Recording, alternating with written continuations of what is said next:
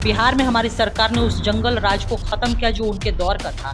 बिहार में हमारी सरकार ने उस चरवाहा विद्यालय को खत्म किया जिसका सपना उनके पिताजी ने देखा था कि बच्चों को चरवाहा विद्यालय में पढ़ाएंगे। 15 साल बेमिसाल जदयू के द्वारा ये कार्यक्रम किया जा रहा है। मुख्यमंत्री नीतीश कुमार के कार्यकाल को लेकर 24 तारीख को 15 साल पूरे हो जाएंगे।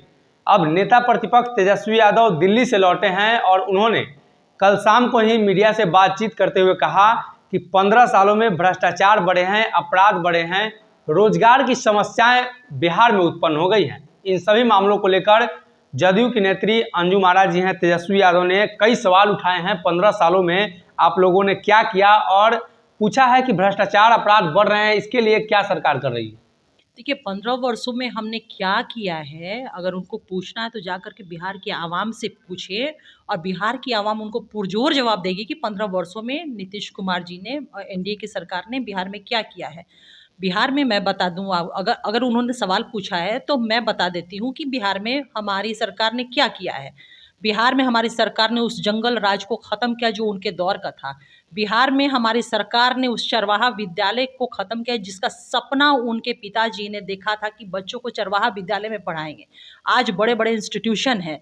आज जो भ्रष्टाचार था, भ्रष्टाचार के खिलाफ बहुत सारे कानून बने हैं, बहुत सारी संस्थाएं काम कर रही है। साथ ही साथ आप देखेंगे कि जो आधारभूत संरचना था बिहार का, एक बदहाल बिहार राष्ट्रीय पटल पे 2005 के पहले का जो बिहार था, राष्ट्रीय पटल पे बदहाल बिहार के रूप में जाना जाता था। बिहारी कहलाना शर्म की बात हुआ करती थी। ये कोई मैं नहीं बोल रही हूँ, यही नैरेटिव था और यही राष्ट्रीय पटल की चीजें थी।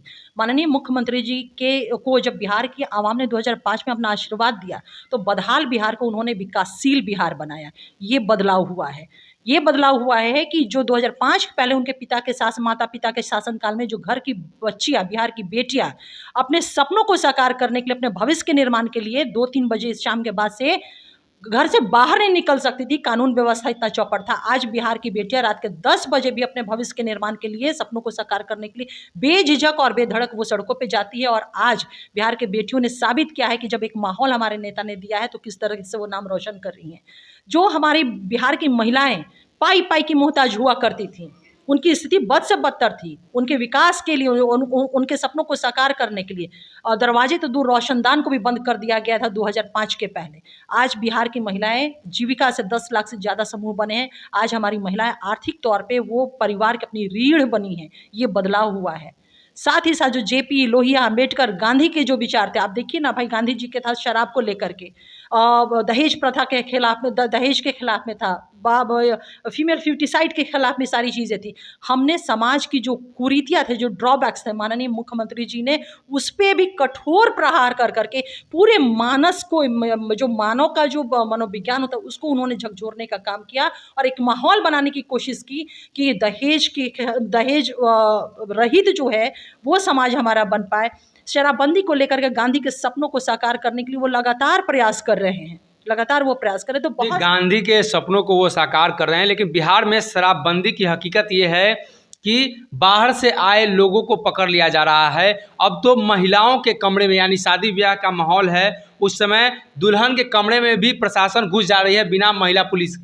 देखिए, अगर मान लीजिए पुलिस अपना काम कर रही है, शराबबंदी जो हमारा कानून है, जिस तरह से चीज़ें विगत कुछ दिनों में पटल पे आई थी और उसको लेकर के जो एक बहुत ही बृहद समीक्षा बैठक हुई और समीक्षा बैठक के उपरांत जो निर्णय सर्वसम्मति से लिया गया, उसके तहत ये सारी चीज़ें कार्रवाई हो रही हैं। और जो लोग इसमें लिप्त हैं या सेवन करने वाले या उसका व्यापार करने वाले, आप रोज नए आप लोग कवर कर रहे हैं और आप लोग के माध्यम से ये देखने को मिल रहा है कि वो लोग पकड़े जा रहे हैं क्योंकि उन्होंने कानून का उल्लंघन किया है।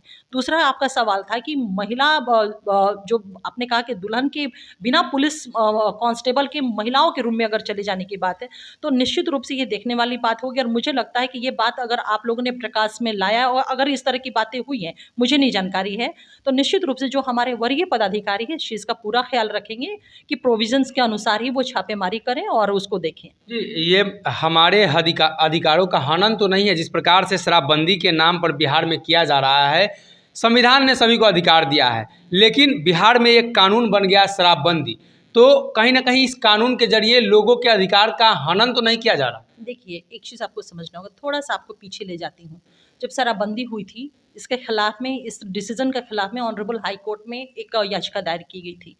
ऑनरेबल हाई कोर्ट ने निश्चित रूप से याचिकाकर्ता के फेवर में वो वर्डिक्ट आया था, तब हमारी सरकार की इच्छा शक्ति इतनी प्रबल थी गांधी के सपनों को साकार करने का, कि उन्होंने ऑनरेबल सुप्रीम कोर्ट में हमारी सरकार ने वहाँ पे अपील हम लोगों ने फाइल किया।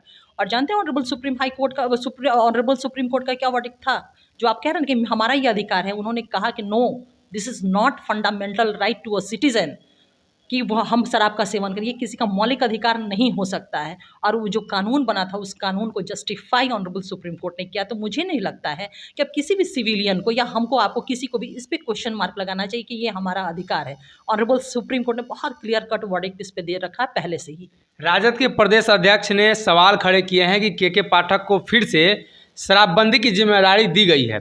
इसके पहले जब जिम्मेदारी दी गई थी तो उन्हें हटाया गया क्योंकि जदयू के एक प्रखंड अध्यक्ष को, जो नालंदा जिले से आते हैं, उनको उन्होंने गिरफ्तार किया था, इस मामले में पकड़ा था। अरे भैया, क्यों परेशानी उनको हो रही है, क्यों हटाया गया, क्या किया गया, वो बात की चीज़ है। के पाठक साहब का जो अपना ट्रैक रिकॉर्ड हम सभी जानते हैं कि एक बहुत ही अच्छे ऑफिसर के रूप में वो हैं, और उनको बहुत उम्मीद के साथ यहाँ पे उनको पदस्थापित किया गया है। और हम सब उम्मीद करें कि वो जिस मकसद से उनको पदस्थापित किया गया है वो अपने उसको बिल्कुल वो सफल करेंगे। और अब शराबबंदी की को लेकर के जो मुहिम चल रहा है ना, निश्चित रूप से हम समझते हैं कि उनके नेतृत्व में और उनके जो सीनियर ऑफिसर हैं उनके इसमें वो बिल्कुल वो सफल हो पाएगा। और अब किसी पदस्थापना और मतलब वहाँ से हटाना, मुझे लगता है कि ये एक एडमिनिस्ट्रेटिव डिसीजन होता है और ये रूटीन मुझे लगता है कि ये वर्क है। तो मुझे नहीं लगता कि इन सारी चीज़ों को बेवजह विपक्ष को कोई इशू बनाना चाहिए। तो इन्होंने सीधे तौर पर कहा कि विपक्ष को इस मामले को लेकर, खासकर के पाठक के मामले को लेकर, शराबबंदी को लेकर एक इशू नहीं बनाना चाहिए, लेकिन कई सवाल हैं अब भी। और साथ ही साथ आप हमारे कमेंट बॉक्स में बताइएगा किस तरीके से बिहार में शराबबंदी सफल है या नहीं।